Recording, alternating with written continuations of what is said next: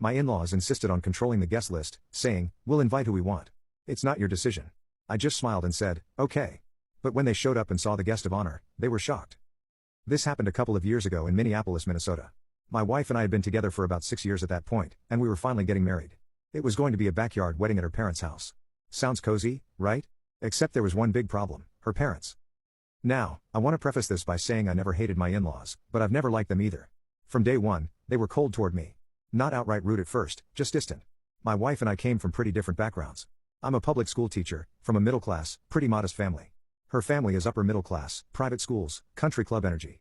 Let's just say they expected her to marry someone with a law degree, not a guy who teaches US history and drives a 2008 Honda. Still, I kept my head down, treated them with respect, didn't push back when they gave unsolicited advice or made subtle jabs about my career path. I loved my wife, and I figured they'd come around eventually. Spoiler, they didn't. The wedding planning began. Fast forward to the wedding planning phase. My wife and I were mostly aligned on what we wanted: a small ceremony, a backyard setup, friends and family. Nothing fancy, just genuine. We were paying for most of the wedding ourselves. Her parents offered to host it in their backyard, which was genuinely nice.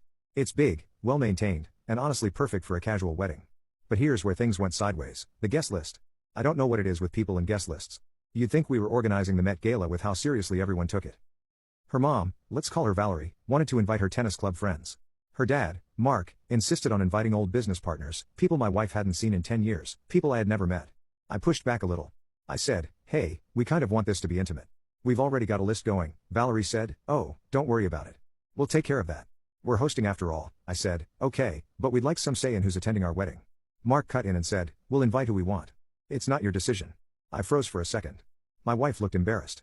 I expected her to speak up, but she didn't. It wasn't the first time they bulldozed her, and I could tell she was tired of fighting. So, I smiled, nodded, and said, "Okay." That was the moment I decided I was going to have my own say. Not through arguing, not through begging, but through action. The backstory: they didn't know. Here's the part no one in her family knew. About 10 years ago, my older sister, let's call her Rhea, was in a relationship with a guy named Landon. Landon came from money, same social class as my wife's parents. Corporate guy, well-dressed, had the right connections. But Landon was an absolute piece of garbage. He cheated on Rhea repeatedly, emotionally abused her, and when she tried to leave, he used his family's lawyers to drag her through court over the lease they shared, money she lent him, even a dog they adopted together. It took her a year and a half to escape him clean. Eventually, she did. The last I heard, Landon got engaged to a woman from Chicago, moved up to Duluth, and good riddance. That's what I thought until my in-laws gave me their expanded guest list. The shocking discovery: one name jumped out immediately: Landon Myers. My jaw dropped. I looked at the name 3 times to make sure. Same spelling, same middle initial. Turns out Landon was an old college buddy of Mark's. They'd stayed in touch through business stuff. I had no clue they were connected. He wasn't just invited, he was listed as a guest of honor for some dumb reason, some golf achievement or charity thing. I don't even know. So, I asked my wife. She had no idea. Never made the connection. Now, this wasn't just a problem, this was personal. And I knew exactly how I'd handle it. The plan: step 1, I called my sister. I hadn't talked to Rhea about Landon in years. She had moved on, had a great job in Oregon, was doing therapy, dating someone new. But I called her and said, "Hey, crazy question, would you come to my wedding?" She hesitated. "Is Landon going to be there?" I said, "Yes, that's the point." She was quiet. Then she said, "Tell me what you're thinking." I explained everything: the snobby in-laws, the disrespect, the way they bulldozed the guest list, the fact that they made Landon of all people a guest of honor without even realizing the history. She didn't answer right away. The next day, she called and said, "I booked my flight." The big day, the wedding setup was beautiful. Valerie had gone full Martha Stewart: hanging lights, catered food, customized napkins with our initials. If I didn't know any better, I'd think she thought it was her wedding. I kept a low profile. I was calm, pleasant, polite. My wife looked stunning. The ceremony went well. Everything was picture perfect until the reception. They had set up this little guest of honor stage, a small podium, a few chairs, a sign with Landon's name printed in a fake calligraphy font, celebrating leadership and lifelong friendship. Gross. And that's when I saw Landon walking, smug button-down shirt, gold watch, same punchable face. Mark saw him and lit up. Went over to shake his hand like he was seeing a war hero. Valerie fawned. People started whispering. Then my sister walked in. My sister Rhea didn't walk in quietly. She didn't cause a scene either. She didn't need to. She walked through the tent entrance like she owned the place, simple black dress, no smile, chin up, calm, confident. People noticed her right away because she didn't belong. Not in that country club crowd. She had that kind of presence that said, "I'm not here to impress you." I saw Mark's head turn, then Valerie's, but it was Landon who froze. I swear the man literally stopped mid-sip of champagne. His face went pale like someone had yanked the life out of him. You could almost hear the gears in his head turning, trying to process if the woman in front of him was really who he thought she was. She didn't look at him. She looked at me, nodded once, and I smiled. That's when it started. The tension hit the ceiling. Mark walked up to me, confused. Who is that woman? I don't think she was on the list. I shrugged. Oh, she's my sister. She's on my list. Valerie butted in. Well, I don't remember approving her, I laughed. You said we could invite whoever we want. That's what you told me, remember? You'll invite who you want. It's not my decision. Mark's face twitched. I could tell he remembered saying it. Before they could argue, I leaned in and said, you can click on share and more to see if there is a part 2. Quietly, you should go ask your guest of honor who she is. Landon's breakdown began. It didn't take long. Landon tried to keep cool, but he couldn't stop looking at her. It was as if he blinked, she might disappear. He walked up to her eventually. I was close enough to hear it. He said, Rhea, I didn't know you'd be here. She turned to him, maintaining full eye contact with a calm voice. No, you didn't. You never saw me coming. Then she turned away. Just like that. He stood there, stunned. Mark walked up, probably thinking he'd play mediator. Landon, everything all right? Landon looked like he'd just seen a ghost. Then he said, I think I need to go. Mark frowned. Wait, we're about to give you the award. Landon replied, I can't stay. I'm not feeling well. And like that, he left. He didn't shake hands or say goodbye. He walked out of the wedding as if it was on fire behind him. Mark and Valerie's rage after Landon left was palpable. Mark was furious. He cornered me by the drink table, his eyes red. What the hell was that about? I said nothing. Valerie came over, hissing. Did you plan this? I didn't deny it. You invited your friend, I said. I invited my sister, Mark snapped. You made him uncomfortable on purpose. I raised an eyebrow. And how do you think my sister felt when he dragged her through hell for a year and a half? This man was your guest of honor. You didn't even ask who he was to me. Valerie said, you should have told us. I leaned in closer, using a calm voice. You never asked. You made all the decisions. You told me this wasn't my call. So, I made a move you couldn't control. That shut them up for a minute. Whispers and fallout spread fast. The crowd was already talking. People noticed Landon fleeing like a criminal. They saw the tension. The whispers started swirling. One of Valerie's tennis friends actually walked up to me and said, that was your sister, right? She looked like she meant business. I just nodded. Another woman muttered, I never liked Landon anyway. There's something fake about him. Mark and Valerie tried to recover the mood by rushing into speeches and dances, but the energy had shifted. That perfect image they'd crafted was cracked. My wife noticed, too. She pulled me aside later and whispered, that was your sister, wasn't it?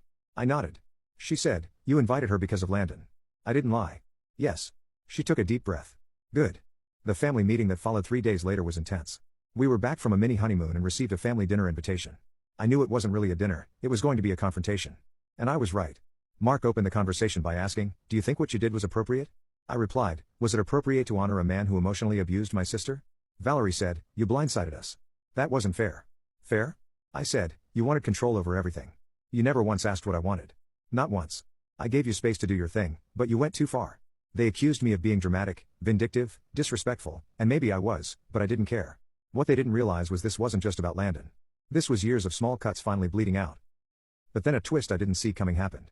The next day, something strange occurred. I got a phone call from Landon. He left a voicemail. His voice was shaky. I just want to say I'm sorry. I didn't know you were her brother. I didn't know she'd be there. I panicked. I'm sorry. I didn't call back. But the twist came 2 days later when I got a LinkedIn message from his fiancée. I don't know what happened at that wedding, she wrote. But Landon came home and told me everything about the past, about your sister. I just wanted to say thank you. I didn't know the whole story. I do now. A week after that, I found out she left him. The in-laws' new behavior was interesting. Valerie started calling me dear, and Mark actually asked me questions about my job. The energy was weird, like they were scared of me now. Or maybe they finally saw that I wasn't going to roll over.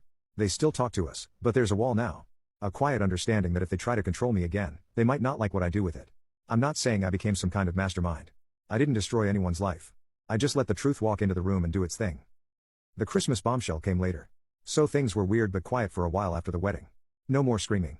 No more that's not your decision speeches. It felt like maybe, just maybe, we'd reached a shaky peace. Then came Christmas. My wife and I were invited to the family holiday dinner. I didn't want to go, but my wife said, let's just keep the peace. So, we went. Dinner was mostly polite until dessert. Mark pulled out a bottle of brandy like he was about to deliver some grand toast. Glasses were filled. Everyone quieted down. And then Valerie, out of nowhere, said, next year we're doing things our way. My wife looked up. What do you mean? Valerie smiled. We're planning a vow renewal. A proper one. Church reception. Real guest list. Not that backyard mess. Silence. My wife said carefully, you mean your vow renewal? Valerie kept smiling. No, darling. Yours, the second wedding plan that no one asked for. It turned out they had been working behind the scenes, talking to a pastor they knew, reaching out to caterers, even blocking off a date at a vineyard in Stillwater. They wanted to redo our wedding their way. I couldn't believe it. They wanted a reboot, like our wedding was some failed TV pilot. No mention of the fact that we paid for 80% of the first one. No apology for inviting the human dumpster fire that was Landon. No acknowledgement of anything that had happened. Just move on. Pretend the whole thing never happened. Rewrite the script.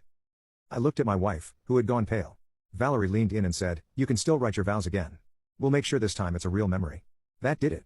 My wife stood up, said, "Excuse me," and walked out. My wife's breaking point came later. We sat in the car for a while. She didn't speak. Then she said, "They've always done this my whole life." I asked her what she meant. "They rewrite reality," she said. "If something doesn't go their way, they bury it. Pretend it didn't happen. I never thought they'd try to erase our wedding." She turned to me, teary but not crying. "We're not doing it. Not the vow renewal. Not another fake party." I nodded. But then she said something I didn't expect. "I want to go see your sister alone. A sister-to-sister meeting." So, 2 weeks later, she flew to Oregon. She and Rhea had met briefly before at a family barbecue. But now they spent a whole weekend together. When my wife got back, she looked different. Not physically, just solid. Resolved. I asked how it went. She said, "Your sister doesn't let people get away with rewriting the truth. I want to be like that." And then she dropped this, "I'm going to therapy." But Mark and Valerie had a backup plan. When we told them we wouldn't be doing their second wedding, they acted shocked. But then something weird started happening. A few weeks later, a couple of their friends reached out to us. "Hey, so excited for the Vineyard wedding. Can't wait to celebrate you two again." What? Turns out Mark and Valerie went ahead and planned the vow renewal anyway. Not just planned, it was on a public calendar on the venue's website. Our names, the date, the works. They had RSVP cards, a cake tasting, my wife's name was on a tentative dress order. They were planning it without us. The lawyer letter was the final straw. We hired a lawyer and sent a formal cease and desist. We weren't suing them, just telling the venue that we were not affiliated with the event. You can click on share and more to see if there is a part 3. The event, and we did not authorize our names to be used. The venue manager called us the next day and apologized profusely. She said she thought it was a renewal we had requested. She took everything down. We thought that would end it, but it didn't. A month later, Mark accidentally sent us the wrong email. It was a scanned document, a draft of his will. It was clearly meant for someone else, probably his lawyer. What caught my eye was a note scribbled in the margin: "Review trust. Remove K if she won't follow family tradition." K is my wife. No, I'm not stupid. I know families play games when it comes to inheritance, but this wasn't subtle. This was a direct punishment. We never replied to the email, but my wife saw it. She didn't cry. She laughed. Then she said, "Let them take it. I'd rather be poor and free than rich and shackled to that." That was Rhea's move. But here's where things get truly twisted. Remember how my sister moved to Oregon?